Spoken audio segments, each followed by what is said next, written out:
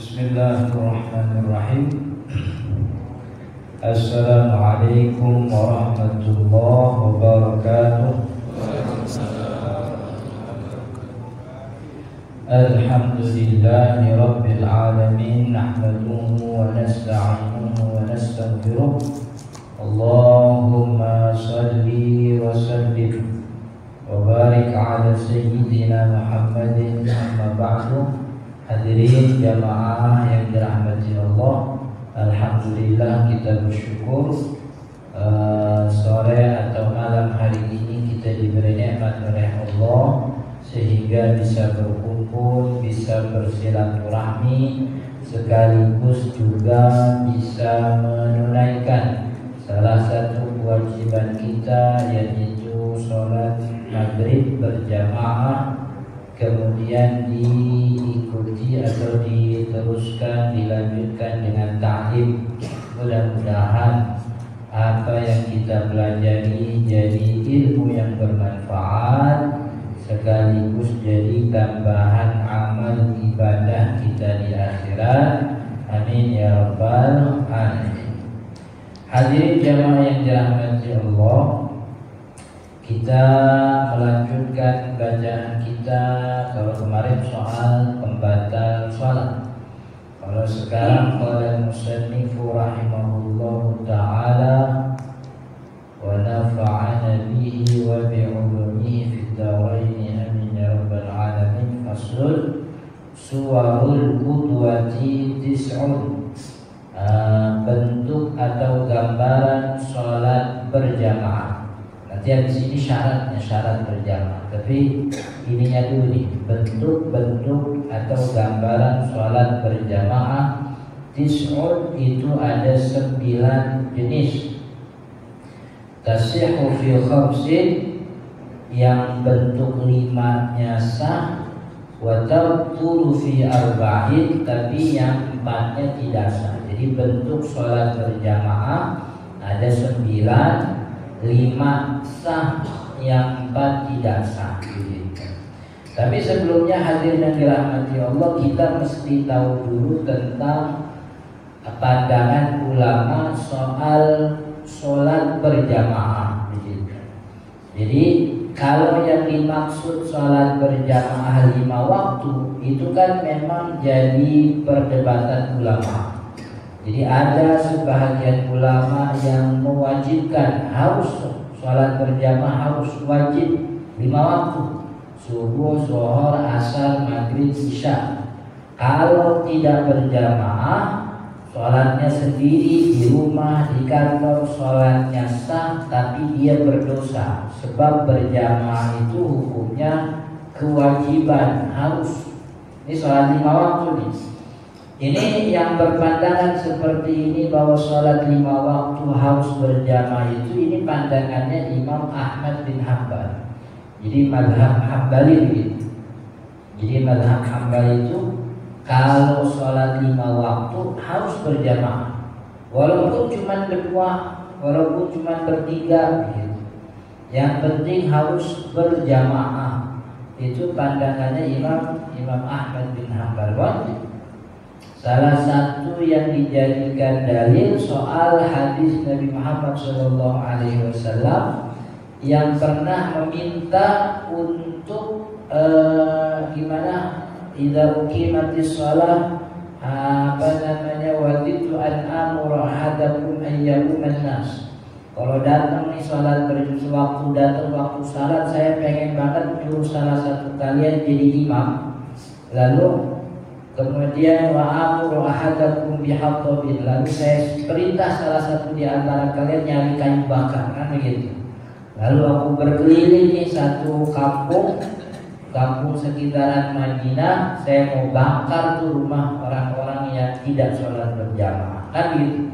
Itu salah satu dalil yang dijadikan rujukan oleh mazhab Imam Ahmad bin Hanbal bahwa sholat berjamaah itu wajib, sebab diancam itu sama Nabi Sallallahu Alaihi Wasallam mau dibakar rumah, begitu.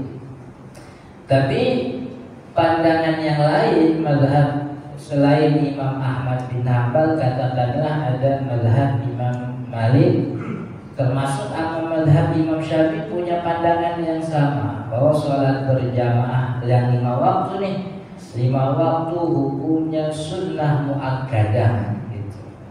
Jadi kalau orang sholat sendiri sah, tidak berdosa. Tapi kalau dia berjamaah, sholatnya sah dan dia mendapatkan nilai yang lebih banyak. Sebab Nabi Shallallahu Alaihi Wasallam mengatakan sholatul jamaati afdol min sholatil fardhi bisab'in wa ishrina darajah. Sholat berjamaah itu nilainya 27 kali lipat dibanding sholat sendiri. Artinya sholat sendiri itu dapat 1, berjamaah 27. Kalau sholat sendiri 1 berarti masih boleh gitu. Kalau seandainya sholat sendiri itu kagak boleh, harus berjamaah, bikin sendiri kagak boleh, mestinya yang kagak boleh itu kagak punya nilai. Tapi Nabi Muhammad tetap ngasih nilainya 1. Kalau berjamaah 27 gitu. Jadi itu pandangan sahabat Imam Malik dan juga Imam Asy-Syafi'i. Nah, mazhab Imam Asy-Syafi'i itu punya 2 pandangan. Satu pandangan mengatakan sunnah muakkadah, satu lagi bilangnya fardu kifayah. Fardu kifayah. Jadi fardu kifayah itu sholat berjamaah wajib dikerjakan minimal 3 orang dalam satu kampung. Kalau dalam satu kampung datang waktu sholat kagak ada yang berjamaah, maka gugur semua dosa semua orang satu kampung. Dulu sih satu kampung tuh yang namanya kampung tuh ngukurnya, kalau para ulama tuh ngukurnya kalau orang itu punya pasar, nah orang-orang yang pasarnya ke situ itu berarti satu kampung. Jadi kalau ada orang yang pasarnya udah beda, misalnya ini di RW sekian, pasarnya ke pasar A begitu. Lalu nih RW sampingnya RW misalnya 15, pasarnya ke pasar B. Berarti RW 15 sama RW 10 ini udah beda kampung, sebab pasarnya beda. Jadi dulu di kitab-kitab fikih standar kampung begitu. Tapi kalau sekarang pakai standar pasar tuh, sekarang pasar udah nggak ini lagi. Karena sekarang pasar sudah pada masuk ke kamar masing-masing kan begitu. Pakai HP sekarang orang belanja, gitu. Maka sebahagian ulama biasanya mengukur dengan tetangga masjid. Tetangga masjid itu kira-kira 300 hasta daripada masjid, depan, belakang, seluruhnya itu termasuk tetangga masjid. Yang kalau tidak ada orang yang berjamaah maka dosa semuanya. Kenapa jadi fardu kifayah? Sebab kata Nabi, ma min salasatin fi badwin wala qaryatin la tuqamu fiha sholatul jama'ati illa qad istahwadha 'alaihim syaitan. Tidak ada dalam satu kampung atau dalam satu dusun yang di dalamnya tidak didirikan sholat berjamaah begitu, kecuali satu kampung itu semuanya istahwadha alaihi syaitan. Apa istahwadha itu? Jadi pengikutnya setan semua. Maka biar kagak jadi pengikut setan, minimal 3 orang ya. Minimal 3 orang sholat berjamaah itu menggugurkan kewajiban satu kampung. Jadi artinya sholat berjamaah itu hukumnya tidak disepakati. Maka karena hukumnya tidak disepakati, orang tidak bisa mengatakan kalau kagak sholat berjamaah jadi dosa. Nggak boleh bilang begitu. Sebab masalahnya tidak disepakati. Kalau sholat 5 waktu begitu. Kalau sholat 5 waktu berjamaah tidak disepakati. Kita bukannya kagak nyuruh orang berjamaah, kita sih nganjurin. Orang sholat berjamaah datang nganjurin. Tapi kan soal hukum kan beda. Kalau soal hukum kan apakah orang ini berdosa atau tidak meninggalkan hal tersebut begitu. Kalau kita bilang dosa, nah ini kan bahaya. Padahal syariatnya tidak disepakati tentang kewajiban sholat berjamaah. Makanya saya juga ada kurang seret sama ada beberapa beberapa waktu lalu itu ada flyer laki-laki yang sholat di rumah, laki-laki muslimah, katanya begitu. Nah, itu gak bagus itu justru punya tendensi penghinaan terhadap sesama saudara muslim. Jadi pengennya dakwah, ngajak, tapi jatuhnya menghina, kan gak boleh juga begitu. Mestinya masyarakat dipahamkan tentang pentingnya sholat berjamaah, bahwa sholat berjamaah itu kita akan mendapatkan banyak yang tidak didapatkan kalau kita sholat sendiri. Yang paling sederhana, kalau kita sholat berjamaah itu kita mesti jalan. Nah, jalannya kita, kata Nabi Muhammad, orang yang keluar dari rumah lalu jalan ke masjid, ke tempat sholat untuk sholat berjamaah, itu satu langkah ditinggikan derajatnya oleh Allah, sekaligus dihapus dosanya. Jadi makin panjang langkahnya, makin banyak langkahnya, makin banyak pahala yang didapat, makin tinggi di sisi Allah derajatnya, makin banyak dosa yang dihapuskan. Dan itu gak dapat kalau kita sholat sendiri. Dan kalau sholat sendiri gak kemana-mana. Tapi kan dia jalan dari kamar ke kamar mandi. Kagak dihitung, hitungannya itu dari rumah keluar. Gitu. Siapa yang keluar rumah? Kan kalau dari kamar ke kamar mandi kan kagak keluar rumah. Hitungan nabinya siapa yang keluar dari rumahnya menuju tempat sholat. Gitu. Jadi hitungannya tuh. Gitu. Berarti makin banyak langkah kita tapaki, itu makin gede pahalanya, makin banyak dosa yang digugurkan. Gitu. Naik motor gak ada hadis itu. Saya nggak tahu tuh pahalanya apa. Hadisnya cuma jalan kaki sekarang. Gitu. Iya. Jadi, iya, itu kita nggak dapat tuh kalau sholat sendiri. Kemudian kalau sholat berjamaah, kita itu bisa jawab azan dari muazzin. Yang di rumah kita nggak bakal tuh jawab muazzin.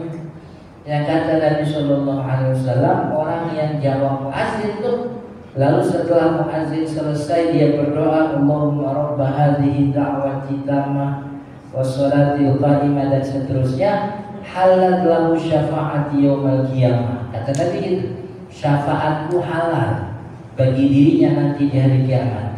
Kalau halal berarti otomatis dapat. Jadi kalau usah minta-minta ntar di akhirat, sebab kita rutin kalau habis muazzin selesai kita doa Allahumma rabb hadhihi da'wati tammah, dapat syafaatnya Nabi sallallahu alaihi wasallam. Dan itu kita enggak dapat tuh kalau sholat sendirian di rumah.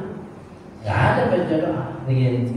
Dan ya, kemudian setelah azannya, sholat dengan azan itu kan nilainya lebih banyak. Gitu. Sholat dengan azan itu pahala sholatnya jauh lebih banyak. Kata Nabi Muhammad kepada Sayyidina Ibnu Mas'ud radhiyallahu anhu, Nabi sallallahu alaihi wasallam bilang, sahabat Ibnu Mas'ud, kalau datang waktu sholat azan, wa in kunta fi badiyatin aw in kunta fi sahar, walaupun kamu di tengah padang pasir, kalau datang waktu sholat azan, walaupun kamu di tengah padang pasir. Sebab sholat yang didahului dengan azan itu nilainya lebih banyak. Jadi ketika orang kata Nabi, orang yang sholat didahului dengan azan, maka sholatnya itu diikuti oleh para malaikat. Artinya jumlah jamaahnya itu enggak cuma yang kita lihat. Yang kita lihat 3 shop, 5 shop, 4 shop tuh, itu kelihatan. Yang kalau kelihatan itu malaikat ngikutin sholat yang didahului dengan azan sampai batas ujungnya tuh gak kelihatan. Saking banyaknya itu yang malaikat ngikut. Dan kita nilai sholat itu kan berdasar salah satu besar nilainya banyak jumlah jamaahnya. Dan salah satu yang bikin banyak jumlah jamaah yang muazzan itu. Dan itu di rumah kayak dapat kita, begitu. Jadi kalau kita nganjurin sholat berjamaah, cuma kalau bilang dosa apa enggak, itu masalahnya lebih berat, karena hukumnya diperdebatkan. Apalagi kalau lagi sholat berjamaah ada qobliyahnya. Di rumah kan kagak ada qobliyah. Ada orang yang sholat di rumah pakai qobliyah.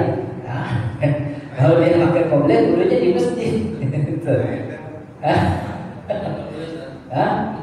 Gak apa-apa. Cuman umumnya sih orang kalau sholat di rumah kagak ada qobliyah itu. Umumnya seperti itu.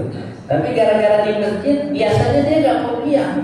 Cuman gara-gara di masjid dia lihat orang kiri kanan pada sholat, sholat lah, gitu. Daripada duduk doang kagak enak kelihatannya kan ya, akhirnya sholat gitu. Kan emang orang kita nih kata psikolog kita nih manusia sosial gitu. Yang ngerjainnya asal yang lagi rame doang kan gitu. Emang yang lagi rame lagi sholat kita ikut sholat gitu. Tapi kalau kagak ada yang sholat nggak bakal gitu. Di rumah kan nggak ada contohnya. Makanya kalau di rumah nggak ada qobliyah, ada qobliyah wajib berjamaah. Kemudian sambil qobliyah nunggu tuh, kan ya azan kata Nabi Sallallahu Alaihi Wasallam, ma bainal adzanaini yusjudul du'a. Antara dua azan, maksudnya dua azan itu azan sama iqamah, itu waktu mustajab buat doa itu.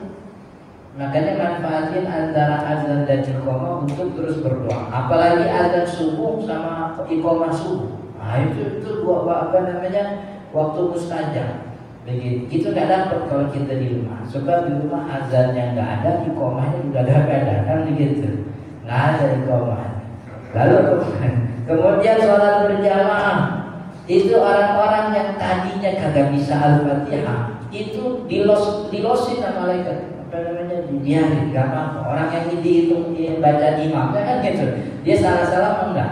Tapi kalau salah sendiri kan kita jadi hitungan sendiri. Kira-kira udah benar apa enggak Fatihahnya gitu. Berani-berani dia sholat sendirian di rumah. Begitu. Lalu kalau sholatnya kayak maghrib isya itu kan ada walaupun amin. Itu aminnya kata Nabi Sallallahu Alaihi Wasallam, orang yang ucapin amin bareng sama aminnya malaikat. Jadi malaikat ngikut di sholat berjamaah, amin kita bareng sama aminnya malaikat, maka Allah ampuni dosa yang telah lalu. Dosa-dosa yang telah lalu diampuni gara-gara ikut sholat berjamaah. Nanti selesai sholat berjamaah, assalamualaikum, berzikir. Di rumah kan susah. Habis sholat di rumah udah megang HP lagi, megang remote lagi, tahu nggak lihat akuarium gitu. Emang sengaja nih kalau sejadi depan akuarium ngeliatin ikan. Tapi gara-gara di masjid dia jadi sholat apa jadi zikir. Dia sih bingung mau zikir apa, cuma melihat orang kiri kanan pada duduk dia duduk gitu. Tahu apa yang dibaca tuh pokoknya itu zikir gitu. Nah, sampai akhirnya pengurus masjid bilang hadirin jamaah, setelah ini kita ada kajian. Jadi ikut pengajian. Di rumah nggak bisa kan ya. Dan duduk di pengajian tuh pahalanya tuh la haula wala quwwata illa billah kan ya. Gede. Kata ulama la yashfihi jalisun abada. Tempat nongkrong yang orang di dalam kagak bakal begitu majelis ilmu kayak begini majelis ta'lim. Sebab dengar apa kagak dengar pahalanya dapat. Begitu.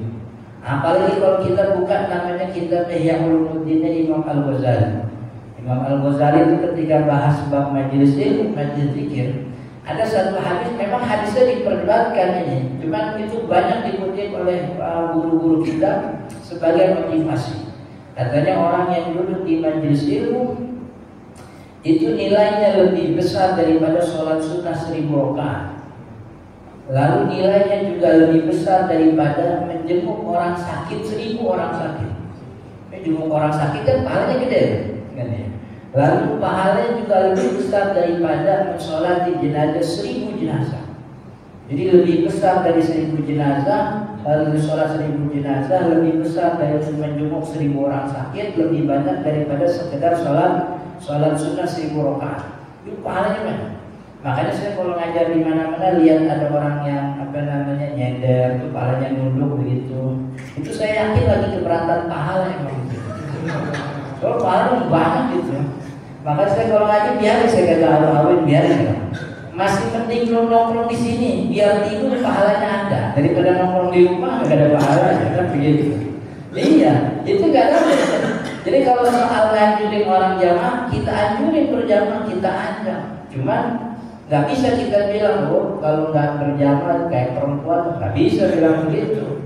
Itu namanya penghinaan. Sebab sholat berjamaah 5 waktu hukumnya masih diperdebatkan.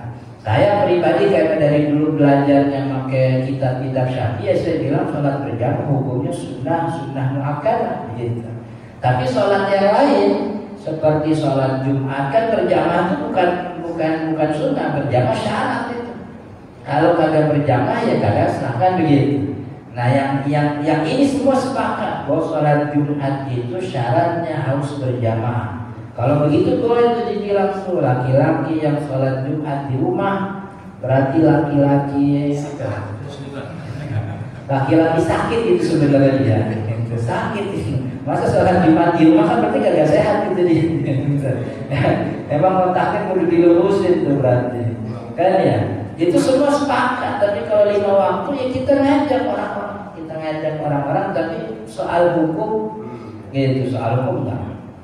Soal hukum kita serahin kepada ahlinya bahwa ini hukumnya masih diperdebatkan begitu.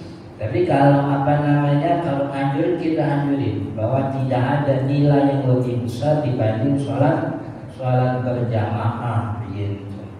Ada 9 bentuk sholat berjamaah, yang 5 sah dan batal, yang 4 tidak sah. Apa yang sah yang 5 itu?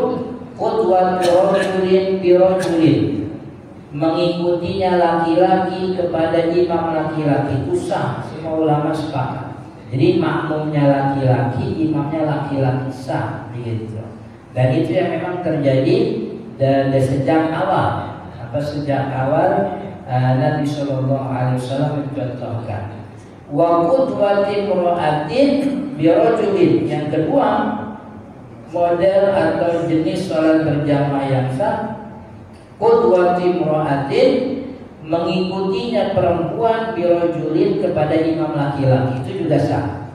Jadi makmumnya perempuan ngikutin imam laki-laki, walaupun imamnya lakinya cuma satu doang, itu imam, gak ada masalah. Itu perempuannya banyak begitu.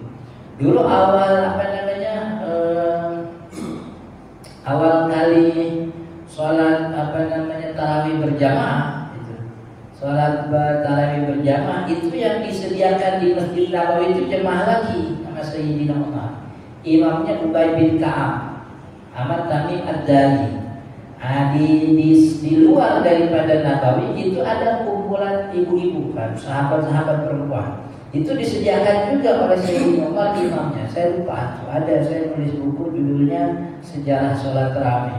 Jadi ada satu sahabat yang dikhususkan, diperintah oleh Sayyidina Umar, itu kalau bahasa kitanya utusan khusus presiden gitu. Dalam untuk sholat berjamaah tarawih gitu. Saya lupa namanya siapa, kalau nggak salah tuh lupa tadi gitu. Iya, jadi kalau jemaah perempuan mau bikin sholat berjamaah tarawih khusus di satu aula ruangan, dia minta ada suaminya jadi imam. Salah satu suami jamaah jadi imam, gampang. Ini jemaahnya perempuan banyak, imamnya sendiri laki-laki. Kalau nggak kayak mah boleh, nggak apa-apa.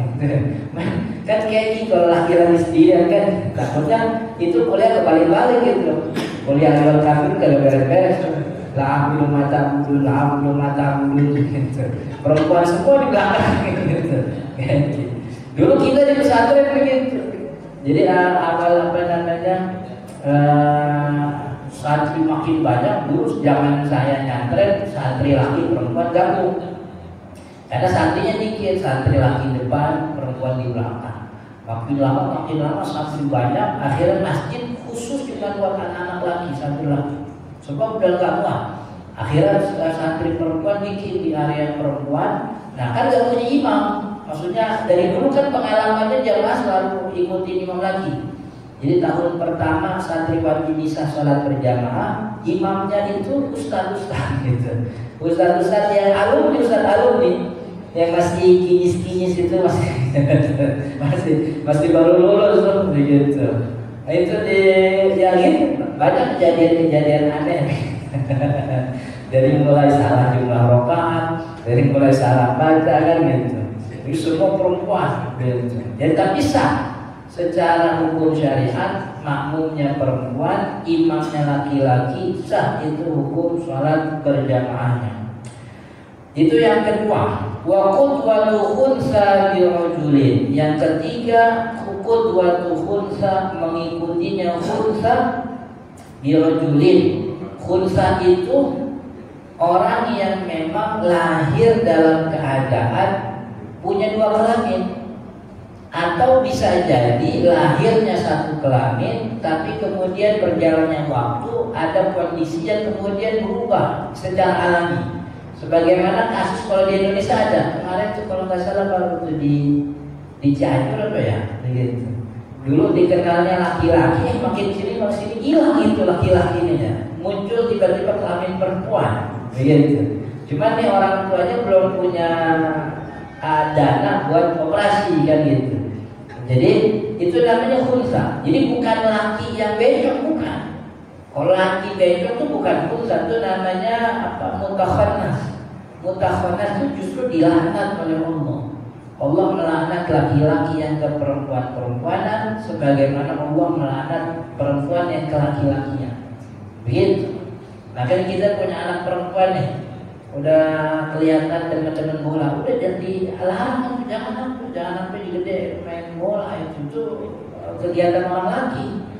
Perempuan main tisu lagi. Saya khawatir kalau kami lakinya diapain, kan ya? Apa perempuan main bola? Itu orang kalau nonton perempuan main bola, saya kagak yakin nonton bola itu kalau laki-laki. Iya, kan? Jadi banyak fitnahnya emang. Itu ke laki-lakian dilaknat, perempuan ke laki-lakian, laki-laki ke perempuan itu dilaknat. Gak boleh di dalam syariat. Ini yang dimaksud khunsa ini memang orang itu dilahirkan dalam keadaan punya dua kelamin. Nah kalau sampai nanti ukur apakah dia laki perempuan, tunggu umur balik kira-kira 9 tahun. Kalau masih kecil kan susah. Dia yang masih kecil itu dia mau belaga apa namanya dipakai perempuan apa laki, tapi nanti apa namanya keputusannya ada ketika 9 tahun balik. Nanti ketemu baliknya nih keluar air mani apa keluar darah haid. Gitu. Kalau dua-duanya aktif. Tapi kalau belum 9 tahun tiba-tiba yang satu mati, maksudnya kelamin satu itu tidak berfungsi, yang berfungsi itu laki-lakinya. Kalau sudah ketahuan mana kelamin yang berfungsi, maka dia dihukumi sebagai kelamin yang berfungsi. Katakanlah 9 tahun yang berfungsi kelamin laki, berarti dia laki. Tapi tetap karena ada kelamin perempuan disebutnya khunsa. Gitu. Tapi kalau sampai balik umur 9 tahun, nggak ketemu, dua-duanya masih aktif. Kencingnya pakai apa namanya kemaluan perempuan, iya. Kadang kencing pakai kemaluan laki juga, iya. Gak usah dibayangin gitu. Ya pokoknya begitulah gitu. Maka ini yang disebut dengan istilah khunsa muskil. Khunsa muskil. Muskil punya teman tuh Ustaz. Sampai SMP perempuan. Iya. Pas SMA laki. Karena keluar itu keluar. Iya memang. Jadi memang ada kejadian begitu khunsa. Nah ini dalam syariat namanya khunsa. Nah khunsa boleh gak jadi imam? Kalau makmumnya perempuan boleh, tapi kalau ada orang laki jadi imam. Jadi ini kata apa namanya Syekh Salim, khunsa itu ngikutinya kepada laki-laki gitu. Sebab orang ini punya dua kemungkinan laki apa kemungkinan perempuan. Kalau dia punya dua kemungkinan, imamnya laki kan gak ada masalah. Tapi kalau imamnya perempuan kan dia punya kemungkinan laki. Sedangkan laki itu tidak boleh jadi makmumnya perempuan, gitu. Makanya khunsa itu jadi makmum daripada imam laki-laki. Jadi status khunsa maka gak dosa, gak ada masalah. Emang begitu Allah melahirkan, Allah mengeluarkan dia dari rahim ibunya. Cuma status hukum dalam syariat ini diatur sama ulama. Karena dia punya kemungkinan laki-laki, dan dia juga punya kemungkinan perempuan, begitu. Tapi umumnya tuh nggak ada yang sampai gede aktif dua-duanya, nggak ada. Pasti dalam umur balik itu antara 9 sampai 15 tahun. Pasti dari umur 9 atau sampai nanti maksimal 15 itu pasti ketemu. Ada kelamin yang lebih aktif. Salah satunya itu tidak aktif. Jadi kalau kejadian orang lahir begitu ada. Tapi kalau kejadian sampai tua dua-duanya aktif saya belum pernah dengar. Saya nggak tahu ada, cuman yang saya tahu tuh nggak ada orang yang sampai tua dua-duanya aktif itu nggak ada. Mesti salah satunya tidak berfungsi, begitu. Itu namanya khunsa. Nah, gitu. Jadi khunsa itu bukan bencong. Dan itu jadi masalah ketika tahun berapa ya? Tahun 2017 sampai 2016 itu ada buku ada buku pelajaran tentang sholat berjamaah disebutin bencong boleh jadi imam. Padahal yang dimaksud itu khunsa. Itu cuma ini penerjemah dari salah menerjemahkan. Itu jadi fatal sebab khunsa itu bukan bencong. Kalau bencong itu laki-laki. Dan itu tidak boleh kita sebutin sebagai contoh dalam beribadah, nggak boleh. Jadi sama sebagaimana kita kasih contoh misalnya dalam ilmu tauhid, dalam ilmu nahwu shorof belajar bahasa Arab kan contoh contoh fi'il maf'ul kan ya. Misalnya fa'ilnya Muhammad, pekerjaannya sarok mencuri, yang dicuri uang itu nggak boleh sebab Nabi Muhammad itu mulia, nggak boleh dikasih contoh sebagai orang yang mencuri begitu. Jadi makanya contohnya kalau dalam bahasa Arab itu Zaidun kan ya, Zaidun nama siapa? Zaid. Dan kalau Muhammad nggak pernah, sebab nggak boleh, nggak boleh nama Nabi Muhammad dicontohin sebagai contoh, walaupun itu cuma sekedar contoh bahasa, nggak boleh. Gitu.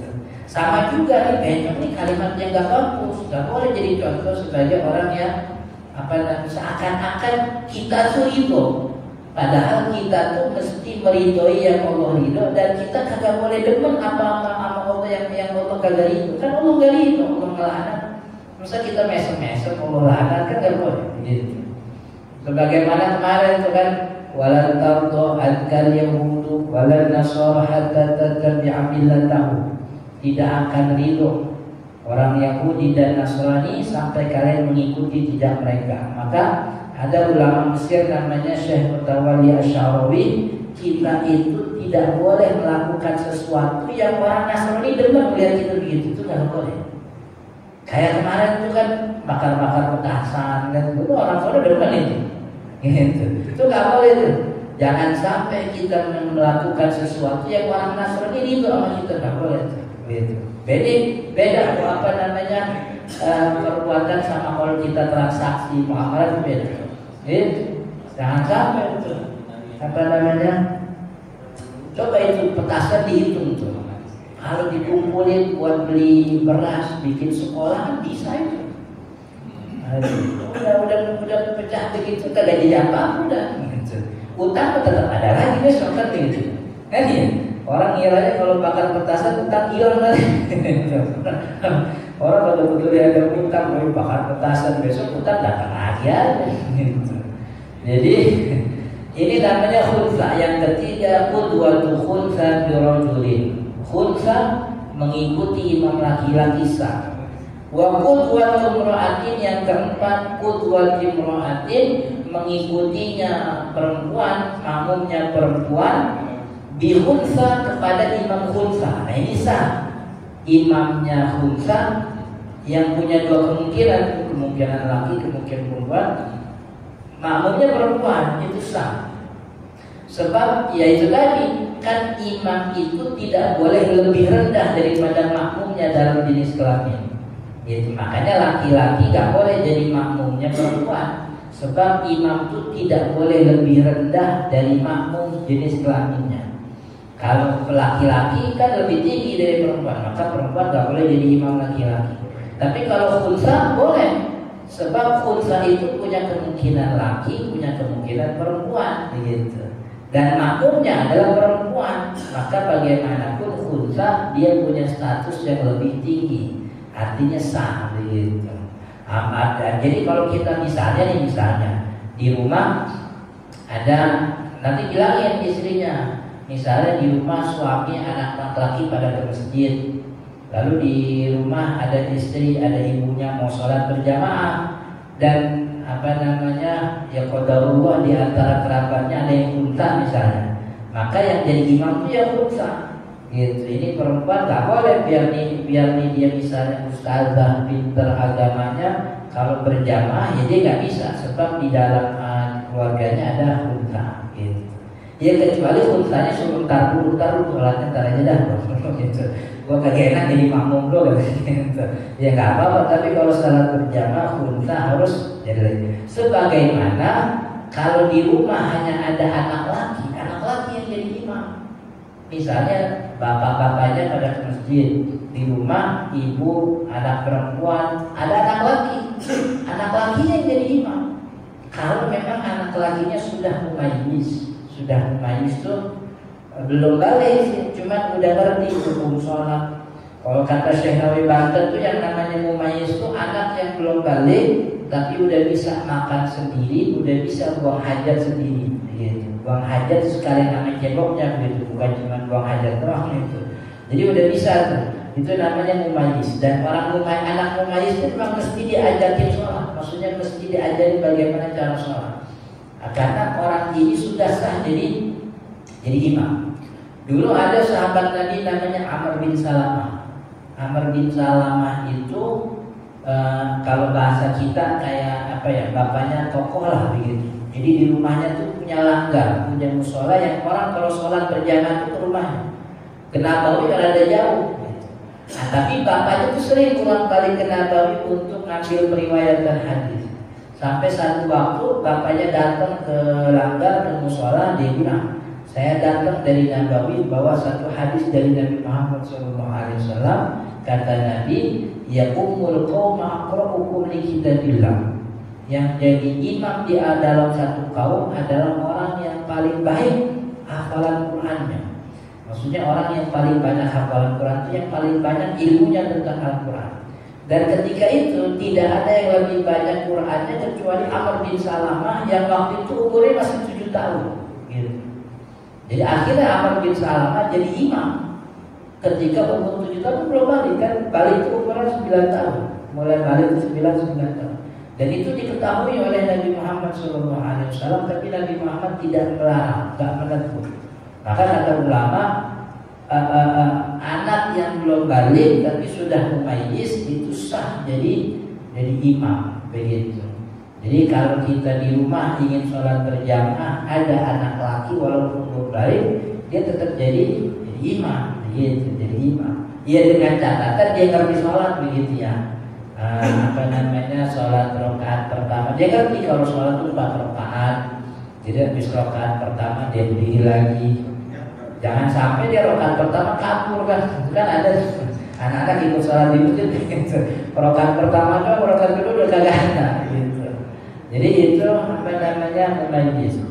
5 sholat berjamaah yang sah tadi, laki-laki jadi ikutin laki-laki, perempuan mengikuti laki-laki, khunsa mengikuti laki-laki, perempuan mengikuti khunsa.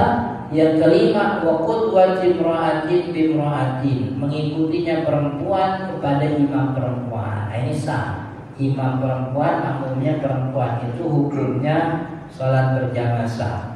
Nah, ada 4 jenis sholat berjamaah yang hukumnya tidak sah. Apa yang tidak sah nih? Yang 4 jenis berjamaah. Yang pertama, qudwatu rajulin bimra'atin, mengikutinya laki-laki kepada imam perempuan itu gak sah. Bagaimanapun kondisinya, biar itu perempuannya misalnya ustazah, ilmunya tinggi, gak boleh jadi imam laki-laki gitu. Walaupun kata dulu ada namanya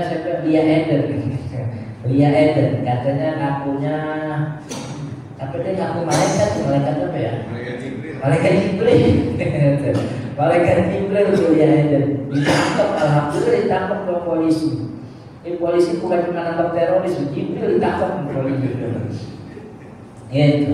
Itu kan dia bikin praktek itu kan, praktek sholat juga, gabungin ritual agama Nasrani juga. Saya bingung orang-orang kayak gitu ada pengikutnya itu. Gak di mana kan contoh nabi-nabi palsu kan banyak di Indonesia kan ya. Dari mulai Lia Eden, Ahmad Musaddiq, terus siapa lagi itu? Banyak kok itu. Kan ya, dari yang namanya cakep sampai namanya Tugimin.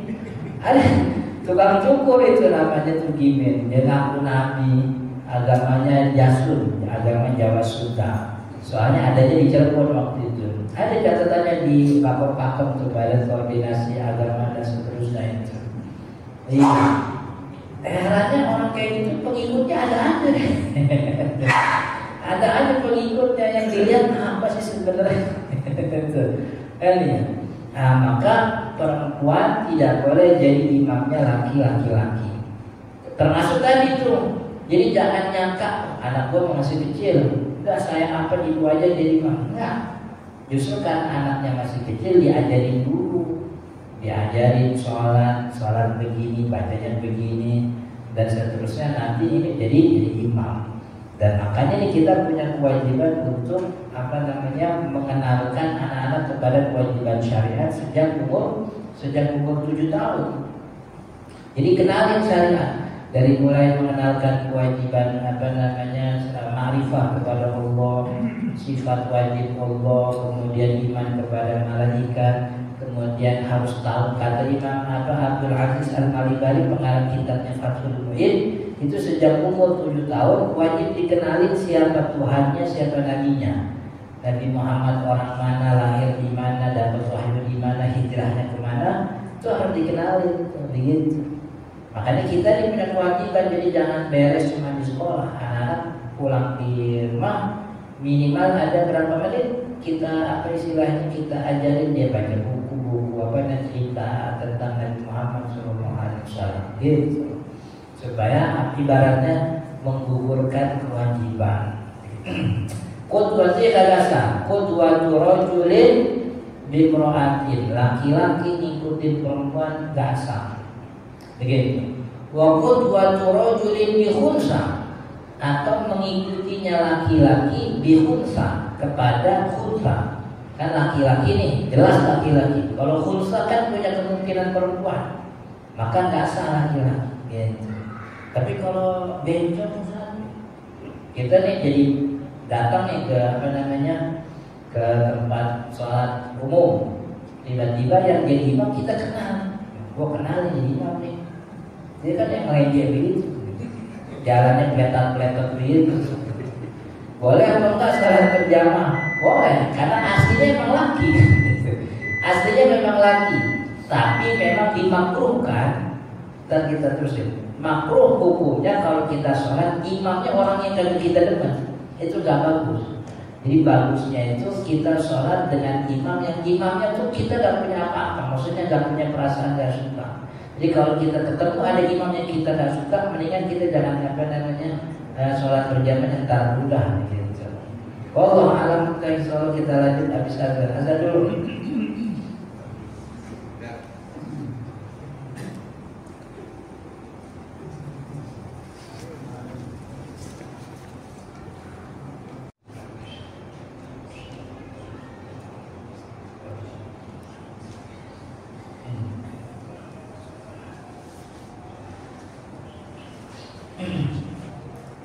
Kita teruskan tadi yang tidak sah 4. Yang pertama, laki-laki mengikuti imam perempuan. Wa qudwatu rajulin bi khunsa, laki-laki mengikuti khunsa. Tapi kalau khunsa kalau yang laki-laki jadi makmumnya bencong, sholatnya tetap sah gitu. Cuman memang makruh, dimakruhkan imam itu adalah orang yang dibenci oleh makmumnya. Hadisnya bahkan di dalam hadis itu layak balullah, Allah tidak menerima sholatnya 3 orang. Imam yang dibenci sama makmumnya, perempuan yang dilaknat oleh suami, maksudnya perempuan yang dimurkai oleh suami. Jadi suaminya belum ridho, dia belum minta maaf begitu. Kemudian yang ketiga, abdun abid, budak yang kabur dari tuan. Ini sholatnya kagak diterima. Tapi hadis ini dikatakan oleh kebanyakan ulama Syafi'i hadisnya tidak sahih. Cuman ulama Syafi'i bilang tetap makruh. Makruh sholat di belakang imam yang kita kagak demen. Begitu. Yang kita nggak makanya jadi imam harus sadar diri kira-kira jangan sampai ada orang yang nggak demen sama kita, artinya jaga perilaku. Wa qudwa yang ketiga, wa qudwatu khunsa bi imra'atin, mengikutinya khunsa kepada imam perempuan. Tadi udah disinggung. Karena khunsa punya 2 kemungkinan laki, kemungkinan perempuan. Dia enggak boleh jadi makmum terhadap imam perempuan. Harus sebaliknya, khunsanya yang jadi imam, perempuannya yang jadi makmum. Wa qudwati khunsa bi khunsa. Nah, itu juga kagak boleh khunsa jadi makmum kepada khunsa itu kagak sah. Sebab ini kebingungan ini dua-duanya gitu. Imamnya punya kemungkinan laki, juga punya kemungkinan perempuan. Makmumnya juga begitu. Maka dua-duanya ini gak boleh jadi imam jadi makmum. Jadi pokoknya kudu nunggu laki yang lewat aja. Kalau ada laki lewat ajakin suaminya. Jadi karena dua-duanya ini statusnya ini punya dua kemungkinan yang sama. Gitu. Wallahu ta'ala alam, mudah-mudahan bermanfaat. Sebelum ditutup, kalau ada pertanyaan silahkan. Ada pertanyaan silahkan sampai ya. Mana? Ya. Pertanyaan pertama gitu Pak Ustaz. Kalau kita lihat di makmum itu biasanya di masjid, kalau seandainya anak laki-laki yang belum balik gitu Pak Ustaz ya, apakah itu lebih baik atau bagaimana kita punya aturan yang terbaik itu satu Pak Ustaz. Terus yang kedua Pak Ustaz, saya pernah melihat dalam satu sholat di suatu daerah pada bulan puasa mereka itu sholat itu sangat cepat Pak. Iya. Itu 7 menit itu dari sholat taraweh gitu ya. Kira-kira pertanyaan saya itu apakah itu sah atau batal puasa? Apa sholatnya itu? Terus yang ketiga itu puasa. Gak apa-apa. Kita ingin membatalkan sholat Pak Ustaz. Di tengah keramaian, di tengah-tengah apakah di saf depan. Saya kenal ya ada satu. Iya. Terus bagaimana posisi kita kalau kita mau mundur susah, mau ke depan juga susah. Kira-kira gimana? Apakah dia seperti itu? Mungkin itu yang dulu Pak Ustaz. Ya, pertama soal anak-anak yang berada di shop. Mesti dibedain ya anak-anak yang masih apa? Kan ada anak-anak mumayyiz. Mumayyiz itu 7 tahun ke atas begitu. Yang dalam kitab fikih anak seperti ini sholatnya sah. Jadi anak mumayyiz itu sholatnya sah. Maka kalau anak-anaknya mumayyiz 7 tahun dan dia sudah paham tentang adab sholat, tidak ada masalah. Cuman orang anak kayak gini jangan di belakang imam. Sebab yang di belakang imam ini mesti orang-orang yang siap menggantikan imam ketika imam keliru. Dan saya pribadi itu tidak punya masalah dengan soft anak-anak yang ada di antara orang-orang dewasa. Gitu. Yang saya jadi yang buat saya itu masalahnya banyak anak-anak yang kalau kencing gak jenggot. Jadi masalahnya itu bukan softnya, tapi masalahnya ini anak-anak sering bawa najis. Gitu. Jadi kalau dia rapi begitu soft gak ada masalah. Kan ada orang yang bilang nanti softnya terputus gara-gara nanti. Jangankan kita lurus ya. Orang ada yang sholatnya di pojok situ juga sholatnya sah, gak ada masalah. Jadi berjamaah itu selama ada di ruangan masjid yang sama, itu shopnya kagak nyambung, kagak ada masalah. Ini shop yang ada 1, 2, 3 shop, 3 shop. Ada orang sholat di pojok sendirian di sholatnya sah, gak ada masalah. Sebab ketersambungan shop itu bukan syarat berjamaah. Selama masih di dalam masjid yang sama. Yang wajib nyambung itu orang yang di luar masjid. Yang di luar masjid kalau mau ikut berjamaah imam harus nyambung tuh shopnya. Tapi kalau dia di dalam ruangan masjid yang sama, dia berdiri di mana aja sah. Jadi artinya soal shop ini kagak jadi masalah sebenarnya. Jadi biarpun di tengah-tengah ada anak kecil gak ada masalah. Yang jadi masalah buat saya itu anak kecilnya harus steril dari najis. Jadi pastiin kalau kita bawa anak-anak tuh kencingnya rapi, kencing sampai beres, ceboknya juga bagus gitu, supaya nggak bawa najis gitu. Kemudian soal yang kedua, soal keluar dari kalau di tengah-tengah sholat kita batal. Gitu. Pilihan yang pertama kalau sholat kita batal di tengah-tengah jamaah, kita yang pertama pilihannya duduk nunggu sampai imam selesai, setelah selesai baru kita keluar gitu. Tapi kalau memang memungkinkan ada jalan, yang boleh kita lalui kan antara pundak-pundak orang gitu. Ini jalannya itu antara pundak-pundak orang. Kalau memang bisa seperti itu gak ada masalah. Tapi kalau memang rapat ya duduk aja gitu. Duduk. Makanya kalau satu waktu, kapan waktu ini kalau sholat sambil bawa ini botol spray isi air. Jadi kalau tengah-tengah sholat batal kita nggak usah tempat wudhu aja di situ langsung semprot, gitu. Semprot sebagaimana biasa, maksudnya udah rada banyak kan air yang ngalir diratain, gitu. Ya paling kan dilihatin sama orang kan, gitu. Macam-macam tuh orang tuh. Ya cuma pilihannya diam aja. Dia duduk sampai selesai baru dia keluar. Kalau emang dia mau keluar ya keluar, tapi keluarnya tuh lewat pinggir-pinggirnya, pedangnya pinggir-pinggir bahu begitu. Oke? Kemudian soal yang ketiga apa tadi? Sholatnya cepat. Oh iya, kalau sholat cepat sih gak sah.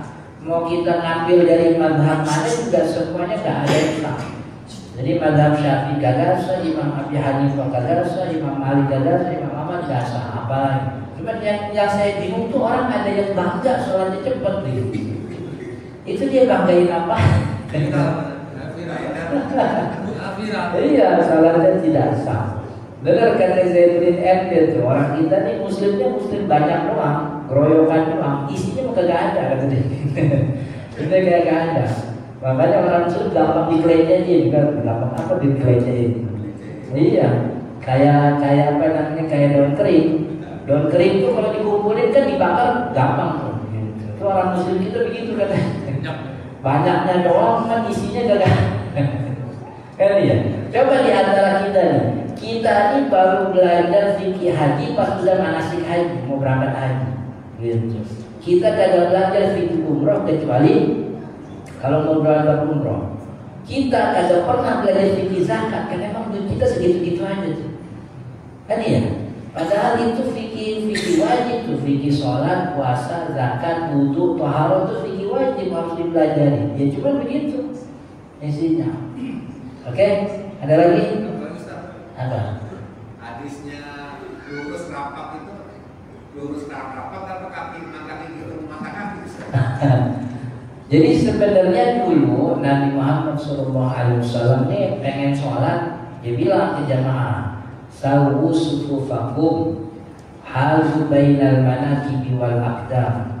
Lurusin sofnya, selaraskan pundak dan kakimu. Jadi maksudnya berdirinya tuh kaki kita ini lebarnya selebaran apa pundak kita. Lurusin begitu. Nah, kata ada salah seorang sahabat itu namanya Nu'man bin Bashir. Nu'man bin Bashir tuh mendengar Nabi Muhammad ngomong begitu, kemudian dia bilang, fara'aitu ahadana, kemudian saya lihat ada salah seorang di antara kami. Jadi Nu'man bin Bashir bilang, kan pas Nabi Muhammad ngomong gitu, saya lihat ada salah seorang sahabat yuzriku ka'bahu bi ka'bi ghairi. Dia tempelin mata kakinya ke mata kaki temannya. Jadi yang kayak begitu tuh bukan Nabi juga kagak nyuruh. Ini salah satu sahabat Nabi mikir yang namanya lurus itu ditempelin begitu. Jadi Nu'man bin Bashir bilang salah satu di antara kita ada yang nempelin mata kaki dengan mata kaki. Makanya nempelin mata kaki dengan mata kaki, coba buka kitab 4 mazhab kagak ada yang bilang begitu. Sebab itu kemustahilan. Orang kalau sepanjang sholat nempelin mata kaki itu sulit. Yang ada satu kesenggol jatuh semua. Kan ya. Jadi merapatkan barisan cukup sekiranya tidak ada celah yang bisa dimasuki lagi. Jadi cukup jari ketemu jari sudah selesai. Begitu. Jadi itu tafsiran salah seorang sahabat. Kalau ada yang mau begitu kok, ya boleh nggak apa-apa. Cuma jangan maksa kudu nempel juga, teman jangan begitu, kan kesian. Kita beli nempel dia pikir sampai ada keluar, nggak jadi lah. Allah Taala dan bermanfaat. Subhanallahumma wa bihamdika asyhadu an la ilaha illa anta astaghfiruka wa atubu ilaik. Assalamualaikum warahmatullahi wabarakatuh.